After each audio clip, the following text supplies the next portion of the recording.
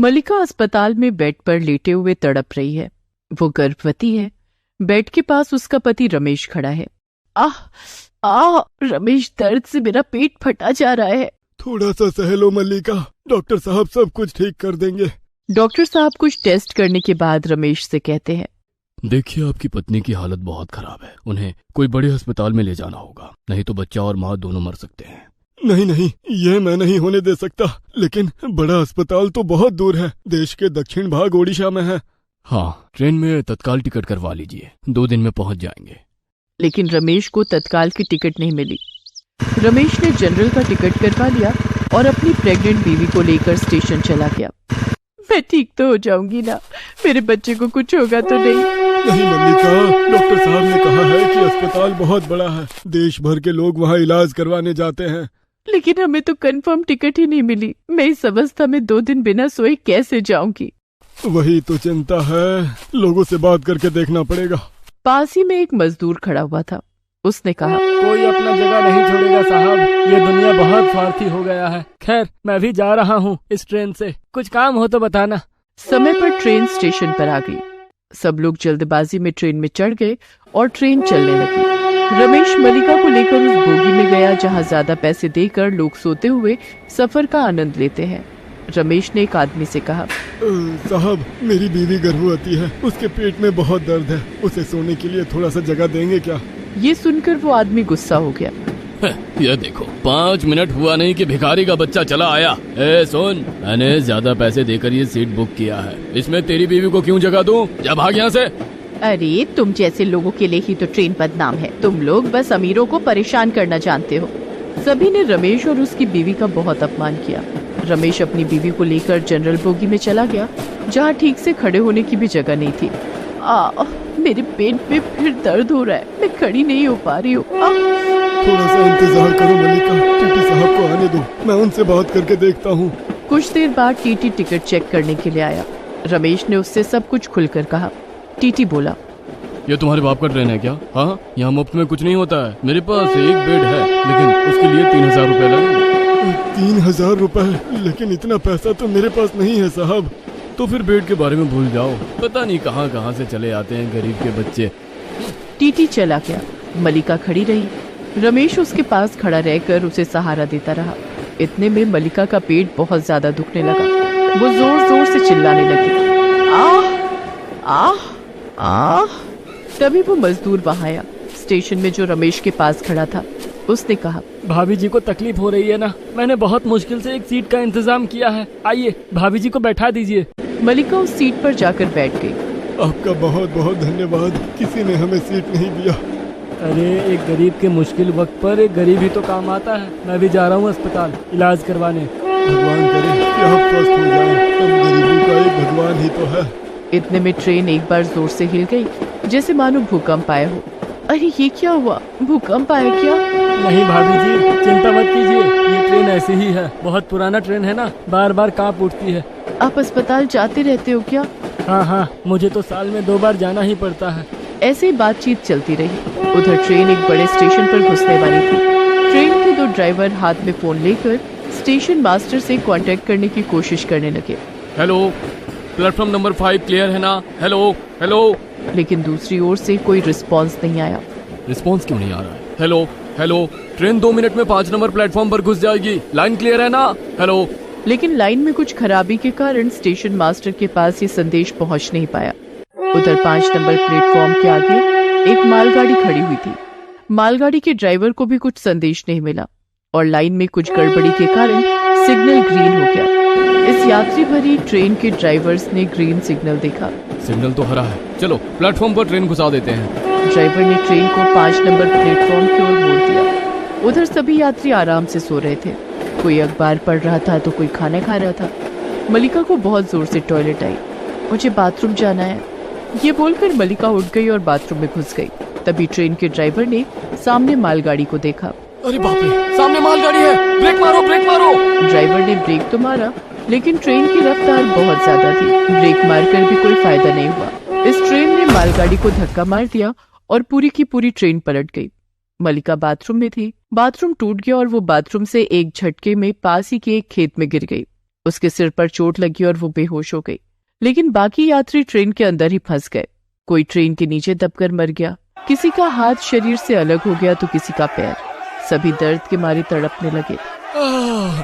बचाओ, हमें बचाओ। मुझे कोई बचा लो, मेरे बच्चे मेरा इंतजार कर रहे हैं। लेकिन कौन किसे बचाएगा? चारों तरफ खून ही खून बहने लगा। चारों ओर से रोने और चीखने चिल्लाने की आवाज आने लगी। दोनों ड्राइवर तो वहीं पर मर गए। रमेश का एक हाथ शरीर से अलग हो गया। उसने आसपास देखा तो वो मजदूर मरा पड़ा था। रमेश को रोना आ गया। आपने हमारी कितनी मदद की और ये क्या हुआ आपको? मल्लिका कहाँ है? रमेश ठीक से खड़ा नहीं हो पाया, लेकिन किसी भी तरह एक हाथ की मदद से वो ट्रेन से बाहर आया। वो मल्लिका को ढूंढने लगा। मल्लिका कहाँ हो तुम? मुझे आवाज दो, मल्लिका।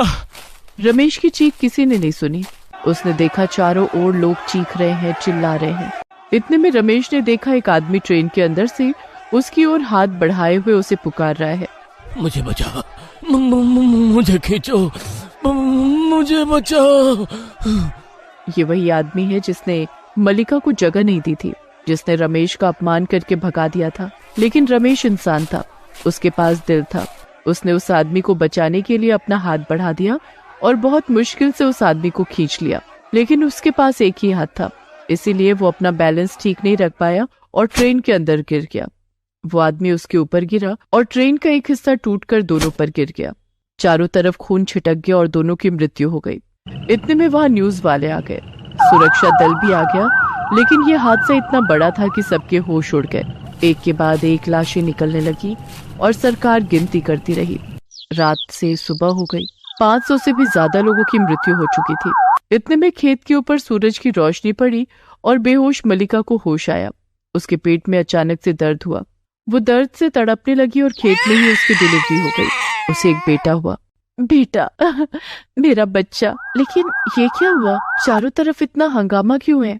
अपने बेटे को गोद में लेकर मल्लिका ट्रेन की पटरी पर आई और ये सब देखकर चौंक गई।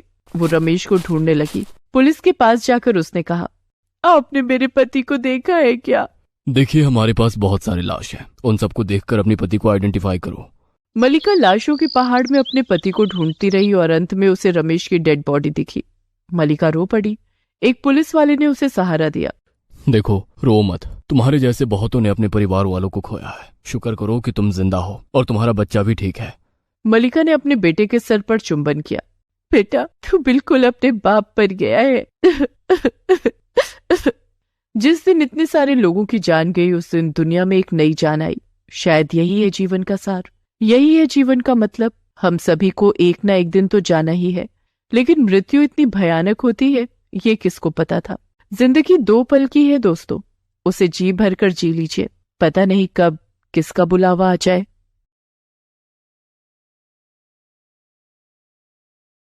क्लासरूम में टीचर मुकेश स्टूडेंट्स को पढ़ा रहे थे। तभी क्लासरूम में बदबू फैल जाती है।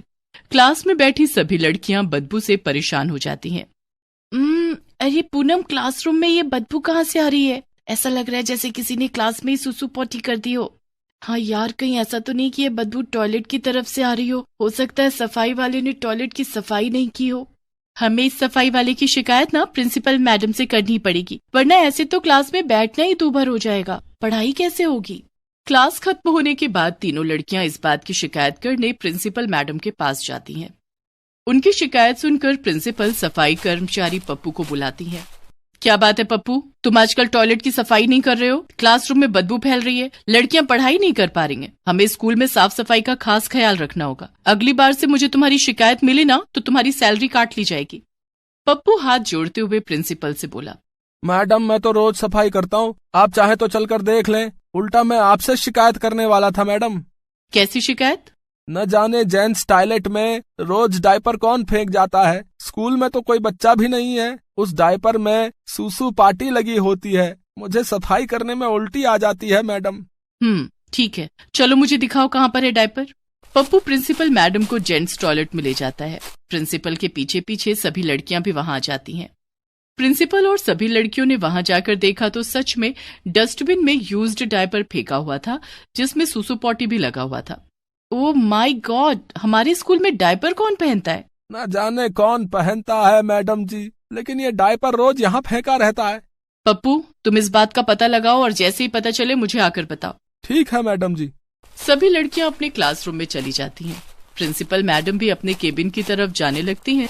तभी उनके बगल से कक्षा 7 के क्लास टीचर मुकेश गुजरते हैं। मुकेश के बगल से गुजरते ही प्रिंसिपल मैडम को बहुत गंदी बदबू आई। ये सुसु पॉटी की बदबू मुकेश के पास से क्यों आ रही है? पता नहीं क्या बात है, मुझे पता लगाना ही होगा।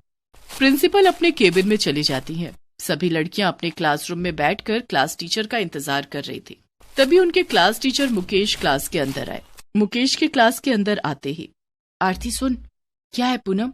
मुकेश सर की पैंट को देख, कितना फूला हुआ है, ऐसा लग रहा है जैसे उन्होंने डायपर पहन रखा हो। आरती मुकेश टीचर के पैंट की तरफ गौर से देखती है। हाँ यार, तू सच कह रही है। जयती उन दोनों के बगल में बैठी थी और उनकी बातें सुन रही थी।